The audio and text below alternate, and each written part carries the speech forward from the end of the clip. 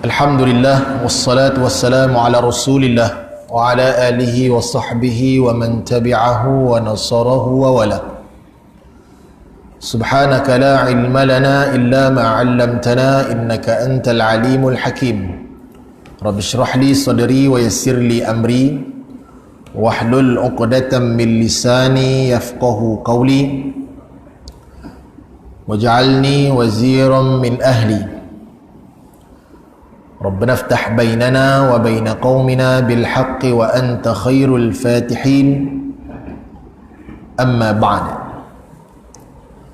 Yang saya hormati barisan ahli jutaan kuasa masjid, tuan-tuan imam dan juga tuan-tuan Bilal, seterusnya tuan-tuan dan puan-puan, para tetamu Allah Subhanahu wa ta'ala yang saya kasihi sekalian. Pertamanya, marilah kita bersyukur kepada Allah Subhanahu wa ta'ala kerana dengan izin dan juga limpah rahmat juga kenikmatannya pada malam ini dapat kita bersama-sama bertemu. Mudah-mudahan Allah Subhanahu wa ta'ala merahmati pertemuan kita. Yang keduanya, kita bersyukur setinggi-tinggi rasa syukur kepada Allah Subhanahu wa ta'ala kerana kita masih lagi diizinkan olehnya untuk hadir ke masjid dan juga surau-surau. Kalau kita tengok minggu lepas, ada yang tak merasa datang sembahyang Jumaat kerana mematuhi perintah untuk hadir ke masjid ini terhad untuk 40 orang. Jadi minggu lepas ramai marah lah di masjid daerah tu. Siap ada yang hon luar pagar pada pin-pin, dia marah. Pasal apa? Oi, inilah rupanya, katanya. Orang nak ke masjid dia tak bagi, orang ke disco boleh pula. Dia bunyi suara macam tu. Ada yang kata gitu. Tapi alhamdulillah, mungkin suara-suara orang yang macam tu didengari oleh pihak atasan. Akhirnya kita dibenarkan semula hadir ke masjid dan juga surau bagi zon-zon yang kuning dan hijau. Jadi alhamdulillah, kita ni masih lagi dikira zon kuning ataupun zon hijau. Kita diizinkan untuk hadir mengimarahkan masjid dengan kapasiti masjid. Jadi kita datang ni ikut kapasiti masjid. Jadi tuan-tuan, kebetulan pula dengan khutbah kita pada hari ini tajuknya pengimarahan masjid sepanjang tempoh PKBB. Jadi saya yang berada di depan ini menyeru diri saya sendiri dan juga tuan-tuan yang berada di masjid dan juga yang menonton live Facebook ini untuk kita bersama-sama hadir ke rumah Allah ini bagi mengimarahkannya. Kalau sekiranya kita ini tidak ada masalah dari segi kesihatan, maka sama-samalah kita memenuhkannya. Ini bila orang tak bagi, bising. Dah bagi, kopi itu juga banyaknya. Itu yang kadang-kadang tak faham agama-agama orang ni. Bila tak bagi marah, bila dah bagi dia tak datang juga. Lepas maghrib cabut, itu masalahnya. Itu biasalah. Tapi alhamdulillah, yang ada depan saya ni, saya ucapkan tahniah lah kerana sentiasa dekat hatinya dengan rumah-rumah Allah. Moga-moga kita doakan kepada Allah Ta'ala supaya Allah Ta'ala ini tempatkan kita ini di dalam syurganya, insya-Allah. Jadi kita akan sambung lagi perbincangan kita ini dalam tajwid, yang mana tajuk kita ini masih lagi dalam tajuk tarikh tanda-tanda bacaan di dalam Al-Quran Usmani, yang mana minggu lepas kita dah masuk tentang tanwin, dan pada malam ini saya nak menyambung lagi tentang tanwin, tetapi bab ini agak sukar difahami melainkan kita memahami kaedahnya, iaitu apabila tanwin yang bertemu dengan hamzah wasal, huruf tanwin, huruf yang ada baris 2 di atas ataupun 2 di bawah ataupun 2 di depan, yang berjumpa dengan hamzah wasal dan kita nak baca secara bersambung, bukan berhenti. Jadi kaedahnya malam ni kita nak bincangkan. Yang pertama, kita ambil contoh yang mudah di dalam surah Al-Ikhlas, ayat yang pertama. Di hujungnya ada kalimah yang mengandungi huruf yang berbaris tanwin. kemudian dia berjumpa di selepasnya huruf yang mempunyai permulaan hamzah wasal. Jadi kita nak bincang sikit tentang contoh-contoh itu, yang mana contoh itu sebenarnya saya dah cerita minggu lepas, tapi saya ulang sikit tentang kaedahnya, yang mana tanwin sama ada dua di atas ataupun dua di bawah ataupun dua di depan. Okey, dua di depan yang selepasnya ada hamzah wasal. Tu hamzah wasal. Hamzah wasal ni alif yang atasnya ada kepala sad tu. Okey, hamzah wasal.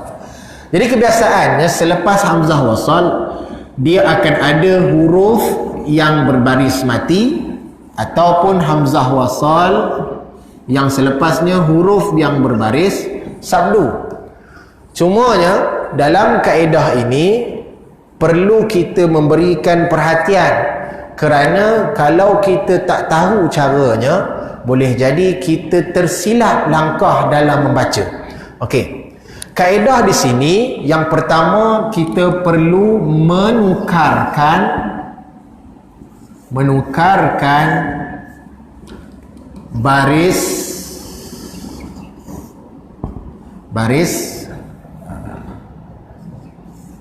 tanwin. Kaedah pertama, kena tukarkan baris tanwin. Kita nak tukarkan ke mana? Kita tukarkan baris tanwin itu berasal daripada tanwin, ditukarkan kepada satu baris saja. Contohnya, kalau sekiranya kalau kita lihat dalam surah Al-Ikhlas ayat yang pertama, Qul huwallahu ahadun. Dia ada ahadun. Jadi di ujungnya huruf dal baris dua di depan. Jadi kaedah yang pertama perlu kita buat ialah menukarkan baris tanwin. Kita tukarkan baris tanwin ini daripada baris dua di depan, dal ni barisnya dua di depan asalnya. Kita tukarkan dia kepada baris depan saja. Ahadun asalnya menjadi ahadu. Daripada dun jadi du. Asalnya baris dua ditukarkan kepada baris satu saja. Dun jadi du. Kemudian kaedah yang kedua, menambahkan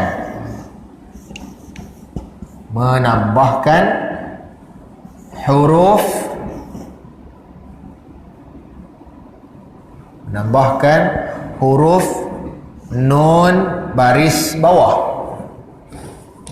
Okey, nun baris bawah selepas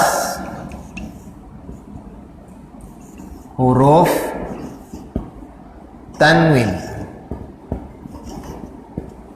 Okey, maksudnya kita kena tambahkan nun baris bawah di selepas huruf yang bertanwin. Tanwin ni mula-mula kita tukarkan daripada dun jadi du.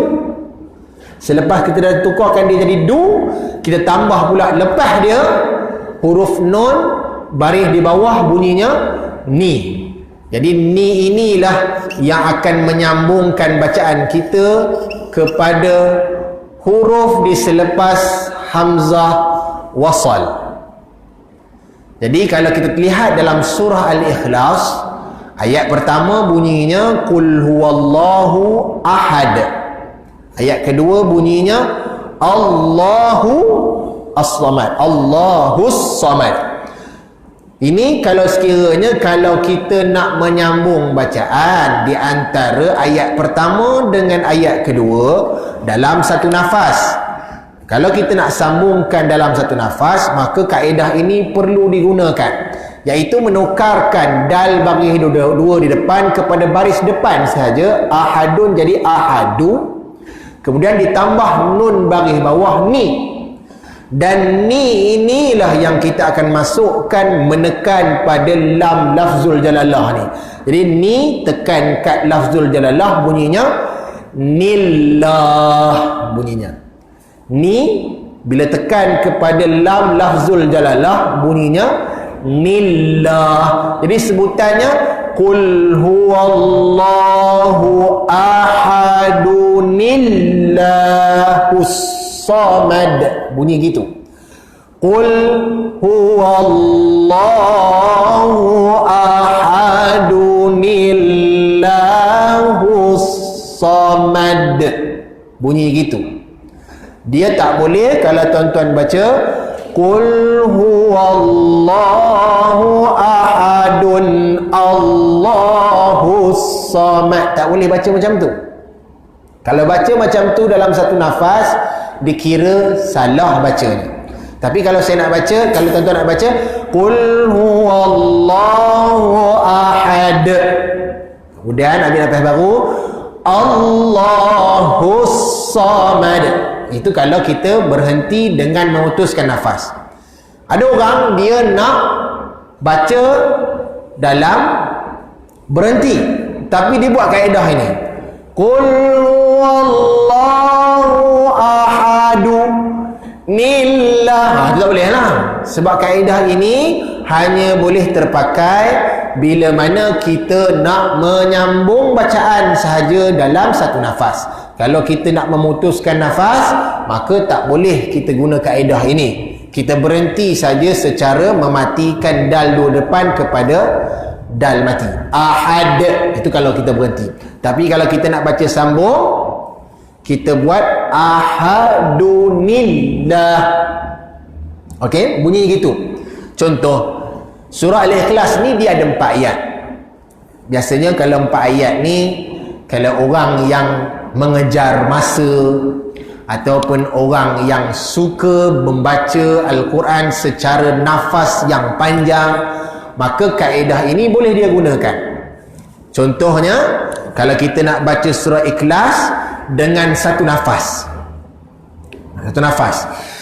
Bismillahirrahmanirrahim. Qul huwallahu ahadunillahus samad lam yalid wa lam yulad wa lam yakul lahu kufuwan ahad. Baca dengan satu nafas. Nak baca satu nafas, dia boleh guna kaedah ini. Tapi kalau sekiranya dia nak baca dengan berhenti, Bismillahirrahmanirrahim, Qul huwallahu ahad. Kalau dia berhenti dengan satu nafas, satu tak perlu buat kaedah ini. Kaedah ini terpakai pada orang yang nak menyambung bacaan sahaja. Baik tuan-tuan, ini bagi contoh dal 2 di depan. Saya bagi contoh lagi 2 ayat yang ada contoh baris 2 di bawah. Contoh kalau baris 2 di bawah begini.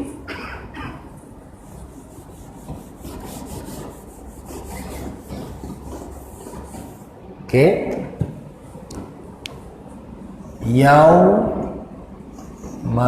Yauma'idzi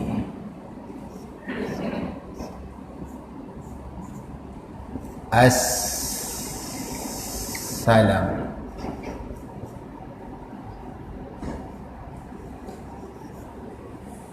Okey tuan-tuan, ayatnya begini. Nampak ke pun? Saya rasa nampak pun ya. Okey. Ayatnya macam ni asalnya. Yaumaidzin, kemudian hamzah wasal, assalam. Yaumaidzin assalam. Asalnya macam ni. Jadi dekat sini, ini kalau kata kita nak baca menyambung daripada yaumaidzin dengan assalam ini dengan satu nafas, maka kaedah di sini sama aja, iaitu tuan-tuan perlu menukarkan baris tanwin. Sekarang ni baris tanwinnya ialah pada zal 2 di bawah. Asalnya zal 2 di bawah bunyinya zin. Asalnya zal 2 di bawah bunyinya zin. Tetapi bila kaedah kita kata menukarkan zin ini kepada satu baris saja, maka bunyinya daripada ma'idzin jadi ma'i-zi saja. Yaumaizi. Okey, kaedah pertama dah selesai. Menukarkan baris tanwin kepada satu baris. Zin jadi zi. Kemudian kaedah kedua, perlulah menambahkan huruf nun baris bawah di selepasnya. Jadi kita tambahkan nun baris bawah ni. Jadi bunyinya yaumaizi ni. Jadi ni inilah yang akan berfungsi menekan pada sin yang terletak di selepas hamzah wasal. Jadi ni Bila tekan kepada sin, bunyinya nis. Jadi bacaan yang sempurnanya bila kita baca secara menyambung nafas, bunyinya ialah yauma idzinis salam, yauma idzinis salam. Ni yang menekan pada sin. Yauma idzinis salam. Begitu. Okey? Ada satu ayat lagi kalau tanwin tu dua di atas. Dekat surah Baqarah pun ada. Tapi ayat tu dekat juzuk yang kedua. Okey.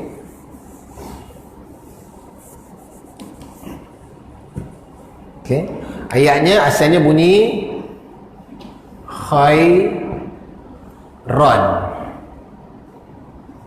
Kemudian al-wasiyatu.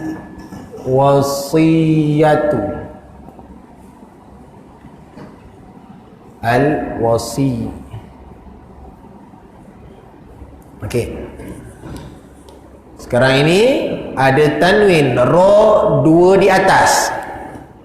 Selepasnya ada hamzah wasal. Dan selepas hamzah wasal ada lam yang baris mati. Jadi kaedah di sini sama juga. Sekarang ini kaedah yang pertama perlu kita buat ialah menukarkan baris tanwin. Kita tukarkan baris tanwin ra dua di atas kepada ra baris atas. Asalnya bila ra dua di atas bunyinya ron, bila ditukarkan baris atas sahaja maka bunyinya ro. Okey? Kemudian selepas ra perlu kita tambahkan huruf nun baris bawah. Okey, dia gitu. Sekarang ni tuan-tuan, kalau kita tengok dua di atas, kita mula tertanya-tanya, nak dibaca bunyi macam mana? Agak-agak tuan-tuan bunyi macam mana? Khai. Mungkin tuan-tuan akan tengok ra ni perlu dipanjangkan ke dipendekkan ke? Tuan-tuan mungkin akan nampak kena panjang pasal nampak ada alif. Dekat sini alifnya sudah tidak dipakai. Sebab apa? Sebab bila kita dah tukarkan aja ra dua di atas kepada ra baris atas saja, maka alif itu telah terhazaf daripada bacaan. Kerana apa saya cerita macam tu? Sebab dalam kaedah penulisan Arab, bila huruf-huruf selain daripada ta marbutah, okey, yang baris dua di atas, kebiasaannya akan ada tulisan alif di selepasnya. Tak percaya? Tuan-tuan boleh tengok dalam Quran. Banyak, bukan banyak, memang semua macam tu. Asal huruf baris dua di atas sahaja, mesti akan ada alif di selepasnya. Itu biasa. Ra dua, kalau dua di bawah tak ada alif selepasnya, tak ada ya pun selepasnya. Dua di depan pun tak ada waw di selepasnya. Tapi untuk ra, untuk huruf yang baris dua di atas, mesti akan ada alif di selepasnya. Itu biasa. Dalam kaedah penulisan Arab, bila huruf baris dua di atas, mesti akan ada alif. Itu biasa dalam penulisan Arab. Cumanya alif ini, walaupun asal, okay, sebelum kita nak cerita bacaan ni dulu, kalau kata tuan-tuan lihatkan dua di atas ini, ra yang dua di atas ini, adakah tuan-tuan membaca ra itu dengan bunyi panjang? Kalau asal ra dua di atas, orang sebut dengan bunyi ron. Orang tak sebut ron, orang tak baca macam tu. Orang tak sebut ron, orang sebut ron. Sebab apa? Dalam dua di atas ini, alif ini takkan terpakai dalam bacaan, tetapi hanya kaedah penulisannya begitu. Kalau tuan-tuan baca imla tentang penulisan Arab ini, tuan-tuan akan tengok orang Arab tulis ni, asal dua di atas je mesti akan ada alif. Melainkan kalau kalimah yang ada dua di atasnya ta marbutah tu, solatan. Yang ini ta marbutah biasanya tak ada alif lepasnya.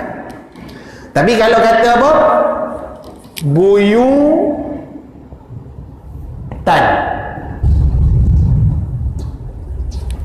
Ta baris dua di atas. Mesti ta itu selepasnya akan ada alif. Sebab penulisan Arab begitu.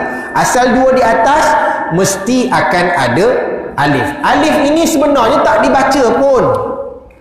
Dia hanya ada dalam tulisan Arab sahaja, tetapi tidak dibaca pun.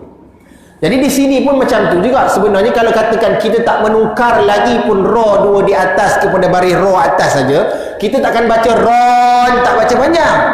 Kita akan baca ron saja. Sebab alif ini hanya sekadar ada dalam tulisan saja, tidak ada dalam bacaan. Maka bila kita sekarang ini, bila menggunakan kaedah ini, kita gunakan menukarkan baris tanwin kepada baris satu, maka dah tentulah alif ini pun juga tidak boleh dipakai.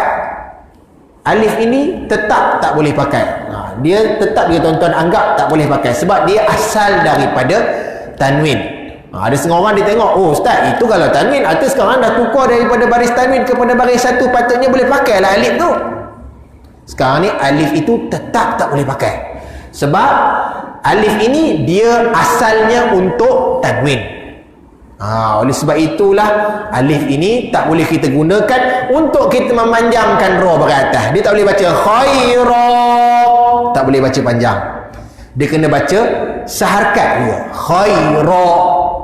Kemudian kaedah nombor kedua, kita menambahkan nun baris bawah bunyinya ni. Maka ni inilah yang kita akan masukkan kepada lam yang duduk di selepas hamzah wasal.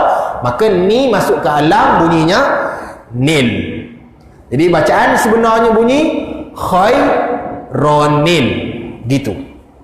Dalam ayat surah Baqarah, ayat panjangnya, kutiba alaikum idza hadara ahadakumul maut in taraka khaironil wasiyatu lil khaironil wasiyatu lil. Dia begitu, khaironil.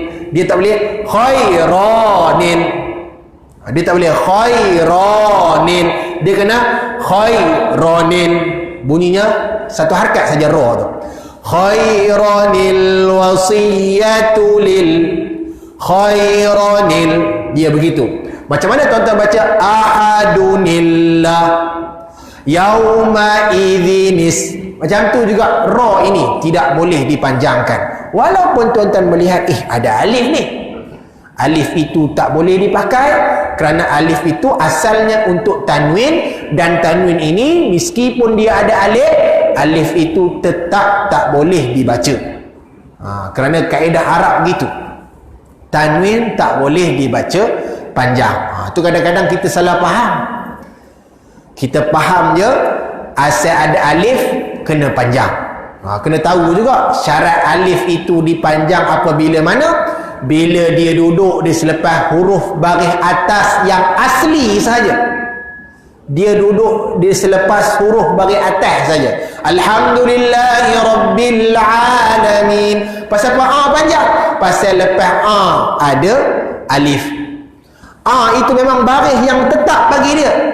Lepas dia ada alif, maka sebab itu kita baca alamin gitu. Kita baca ar-rahmanir rahim. Pasal apa ma panjang? Pasal mim baris atas, lepasnya ada alif. Dan mim baris atas itu memang baris asli.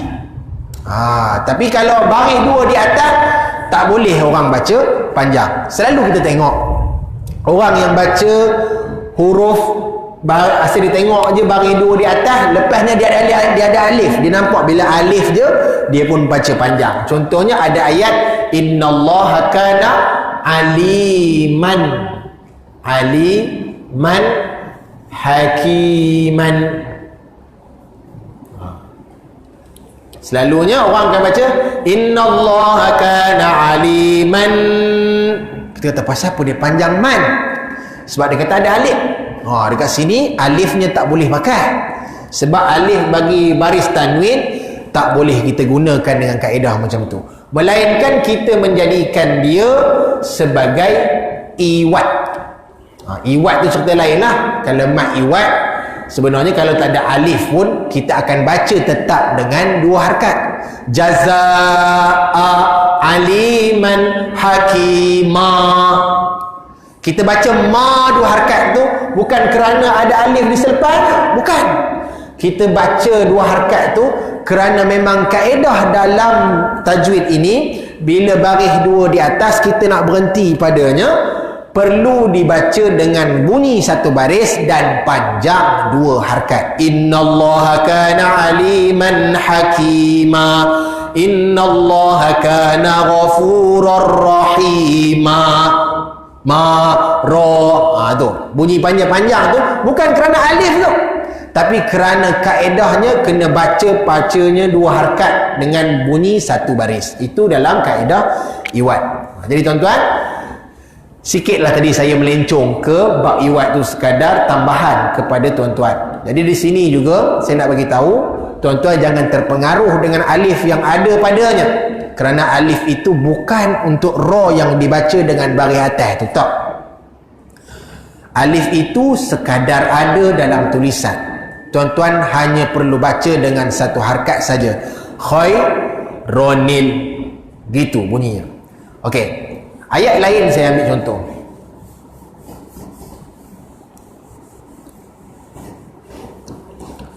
Okey tuan-tuan, tuan-tuan biasa dengarkan dalam ayat surah Al-Jumu'ah. Surah Jumu'ah ni di dalam Quran muka surat yang ke surah Al-Jumu'ah. Okay, surah Jumu'ah dia ada dalam juzuk 28 muka surat ke 554. Dia muka surat 554. Dekat ayat itu, ayat ni biasa tuan-tuan dengar. Saya rasa insya-Allah kalau tuan-tuan tak hafal semua pun, tapi kalau saya baca tu saya yakin insya-Allah tuan-tuan boleh baca perlahan ikut-ikut, sebab pun biasa dengar. Sebab ayat ni popular. Selain daripada ianya popular dibaca dalam khutbah, ayat ini juga popular dibaca oleh imam-imam biasanya. Ayat ni kira yang popular lah. Bunyinya begini ayatnya. Ya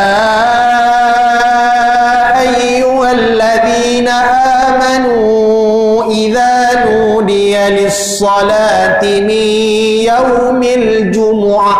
Yang ada sebut Jumu'ah tu, ayat itu. Ayat tu biasa tuan-tuan dengar kalau imam baca. Fas'au ila dzikrillahi wa dharul bai'. Dzalikum khairul lakum in kuntum ta'lamun. Okey? Kemudian ayat berikutnya, fa idza qudiyatis salatu fantashiru fil ardi wabtaghu min fadlillah wadhkurullaha katsiran la'allakum tuflihun. Ayat yang terakhirnya, wa idza ra'au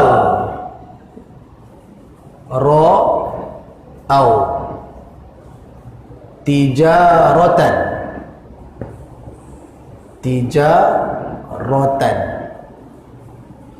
au lahwan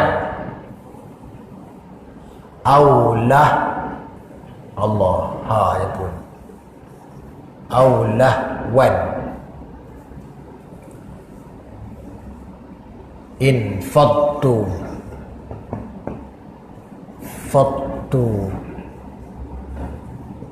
ilaiha. Okey, wataro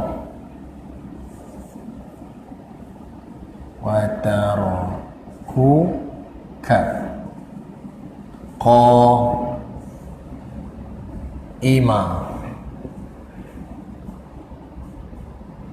Okey, ayat ni.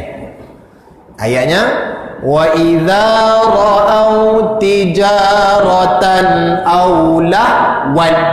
Dia ada kalimah lahwan, baris dua di atas. Ada la dengan ha, waw baris dua di atas. Lahwan. Kemudian selepasnya ada hamzah wasal. Kemudian nun baris mati dan fa baris atas Okey. In faddu. Ayatnya begini. Kalimah ini lahwan dengan in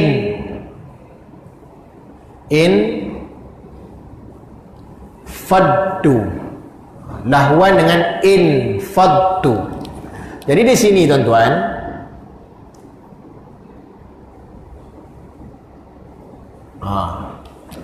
baris tanwin 2 di atas, selepasnya ada hamzah wasal. Okey, selepas hamzah wasal ada huruf nun baris mati. Okey, dekat sini kita nak baca macam mana? Maka di sini kaedahnya kita gunakan macam kaedah saya cerita tadi, iaitu yang pertama kita menukarkan baris tanwin. Asalnya bunyinya lah wan, waw 2 di atas bunyinya wan. Maka kita tukarkan wan ini kepada satu baris saja, maka bunyinya lah wa. Bunyinya lah wa. Kemudian kaedah kedua perlulah kita buat menambahkan huruf nun baris bawah ni di selepas huruf tanwin tadi.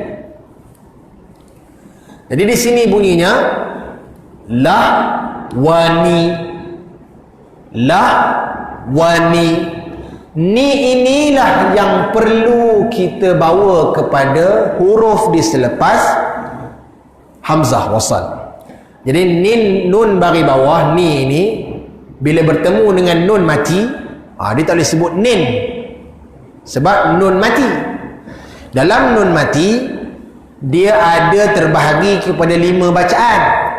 Dia boleh jadi izhar halqi, dia boleh jadi idgham ma'al ghunnah, dia boleh jadi idgham bila ghunnah, dia boleh jadi iqlab, dan dia boleh jadi ikhfa.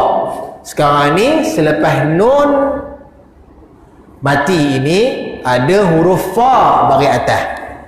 Fa ini dia huruf yang tergolong daripada huruf ikhfa hakiki, yang bermaksud ikhfa itu perlu menyembunyikan bunyi nun mati ini di sebalik huruf fa. Kita sembunyikan bunyi nun itu di sebalik huruf fa. Dia tak boleh sebut lah wanin, tak boleh lah wanin. Kalau kita sebut lah wanin, itu telah kita buat menjelaskan bunyi nun. Sekarang ni kita kena sembunyikan bunyi nun mati ini di sebalik fa. Cara menyembunyikan, kita tengok fa. Fa dia punya makhrajnya macam mana? Fa makhrajnya ialah gigi atas, gigi gunting atas ditekankan kepada bibir bawah. Fa. Itu cara fa. Fa. Gigi atas tekan pada bibir bawah. Bibir bawah ni. Fa. Gigi tekan pada bibir. Okey. Fa. Itu kaedah dia. Fa. Yang dimaksudkan menyembunyi itu ialah kita punya rongga mulut ini, gigi kita itu dah standby nak pergi ke bibir tu, tapi tak pergi lagi. Dia tak sebut fa lagi, tapi dah standby. Kalau standby maknanya dah ready, dah duduk atas bibir ni. Ini bibir kita, gigi gunting tu dah ready, dah duduk atas ni, dah tengah-tengah dah. Dia nak gitu je. Itu kaedah dia. Dia dah ready. Ready ni mak. Saya faham maksudnya gitulah kita punya mulut. Kalau tak ready langsung dia aulah tak nampak ready. Ni fahamnya kita punya mulut tu dah ready nak pergi ke fa, tapi tak pergi lagi. Dia ready letak gigi tu dekat atas lagi. Jangan tekan lagi. Gigi tu tergantung lagi. Begitu. Aulah tu. Nia, gigi saya tu dah ready dah. Lepas je dengung 2 harakat, saya terus tekakkan gigi saya nekan pada bibir bawah untuk sebut fa. Aulah wani faddu. Gitu bunyinya. Wa idza ra'au tijaratan aulah wani faddu. Aulah wa nifa gitu. Nifa. Gigi saya tu dah duduk kat atas dah. Tunggu nak ngap je. Dia gitu. Saya nak cerita gitu pula kan. Kan tuan nampak saya macam berikan mustar pula. Kalau dia ngap, dia pun ngap. Dia bukan gitu. Tapi itulah kaedahnya. Mana gigi tuan-tuan tu dah duduk kat atas ni dah. Gitu. Nampak macam kelakar bunyinya. Tapi apa itulah bacanya. Okey? Begitu. Wa idza ra'aw tijaratan aw lahwan faddu ilaiha wa taraku qa'ima gitu. Bunyinya nifa. Dia tak boleh baca wa idza ra'aw tijaratan aw lahwan faddu. Kalau sebut wanin, dia tak jadi. Bukanlah kata salah, dia tak tepat. Tuan-tuan ada setengah saya dengar juga kadang-kadang kan orang baca, dia baca dengung, alhamdulillah betul ya baca dengung. Tapi dengungnya tak berapa tepat. Dia buat dengung macam mana? Aulah wanin faddu. Kalau dia buat aulah wanin, dia tak jadilah ikhfa. Dia jadi izhar pula. Sebab dia pergi jelaskan nun tu. Sekarang ni kita tak boleh jelaskan bunyi nun. Kita kena sembunyikan bunyi nun di sebalik fa. Cara bunyinya macam mana? Macam tu bunyi tadi saya sebut. Maknanya kita dah macam nak pergi ke fa, tapi tak pergi lagi. Dah standby. Macam orang lumba lari lah tuan-tuan. Orang lumba lari, nombor 1 dia orang pilih lagi. Nombor 2 tu dia dah standby. Kira nombor 3 tu dia dia lompat terus. Dia orang itu. Dia tak lari lagi nombor 2 tu. Nombor 1 dia duduk. Nombor 2 tu dia nyongkit je. Bila 3 dentum tu dia terus lari. Dia macam tu kita punya rongga mulut itu dah nak pergi ke huruf fa, tapi belum pergi lagi. Tapi bila cukupnya 2 harakat, kita sudah dengar, baru pergi ke fa. Okey tuan-tuan Jadi tuan-tuan, ini sahaja kaedah yang perlu kita tahu. Sebenarnya bab ini mudah bagi saya. Bagi saya lah. Mudah. Cik Zubir gelak. Benda ni mudah bagi saya. Sebab kita tak perlu ingat banyak benda. Kita ingat satu benda je. Tukar, lepas tukar, tambah. Dah tukar, tambah pula. Mula-mula tukarkan dulu baris tanwin kepada satu baris. Yang kedua, kita tambah nun baris bawah. Tuan-tuan, yang terakhir, nun baris bawah tetap nun baris bawah. Tuan-tuan jangan pandai-pandai pula tukar nun ni pergi baris atas. Jangan pula tukar nun baris depan. Jangan. Nun tetap baris bawah walaupun tanwin itu baris atas. Walaupun tanwin itu baris depan, dia tetap nun baris bawah. Sebab ada orang kadang-kadang dia silap. Dia silap dekat mana? Dia tengok baris tanwin itu baris apa. Tak tahulah dia salah belajar ke ataupun dia tak faham ke. Dia tengok tanwin baris apa. Bila dia tengok tanwin baris 2 di atas, so dia faham dia akan tambah nun itu baris atas. Sudahnya bunyi macam mana? Allah wana. Dah lain bunyi. Nampak? Kalau kata nun ni waw ini baris 2 depan, dia nampak baris 2 depan, dia pergi tambah nun baris depan. Jangan. Nun tetap baris bawah. Nun takkan berubah. Yang berubah itu hanyalah baris tanwin. Yang berubah nun baris tanwin saja. Dia berubah pun pergi mana? Daripada baris tanwin menjadi baris 1 saja. Kalau sekiranya ada alif pada tanwin tidak boleh terpakai dalam bacaan. Itu sahaja. Kita tuan wallahu subhanahu wa ta'ala a'lam wa a'lamu bis-shawab. InsyaAllah kita akan sambung pada bulan depan ke tajuk yang seterusnya, iaitu berkaitan tentang huruf kecil alif, waw, ya dan juga nun yang terdapat dalam tulisan Al-Quran Rasam Uthmani. Jadi yang baik itu datang daripada Allah, yang lemah itu daripada diri saya sendiri. Saya mohon maaf di atas segala kesilapan dan juga tersilap kata.